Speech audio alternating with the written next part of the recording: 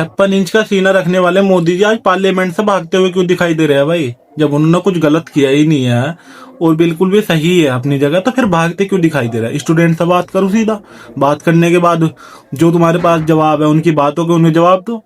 लेकिन वही है ना ही कोई जवाब है। अहंकार इतना है हमारे प्रधानमंत्री में, आज भी इतना अहंकार है मोदी में।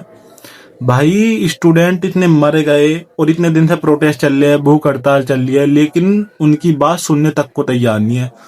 और पुलिस फोर्स भेज कर भाई उन पर लाठीचार्ज हो रही है, उन पर भाई स्टूडेंट के भाई सिर पे लाठियां मारी जा रही है और स्टूडेंट घायल भी हो रहे हैं काफी सारे। मैं आपको एक बात बताना चाहता हूँ मोदी जी, अगर ये स्टूडेंट है ये, अब तो अब तो तुम्हारी पुलिस फोर्स है जितनी भी है, अब तो खुशी खुशी में इनको पीट रही है, कहीं इनको मार रही है। अगर इनमें से कुछ स्टूडेंट को कुछ हो गया ना और वो शहीद हो गए, तो याद रखना इन्हीं स्टूडेंट के साथ में फिर इनके माँ बाप उतरेंगे।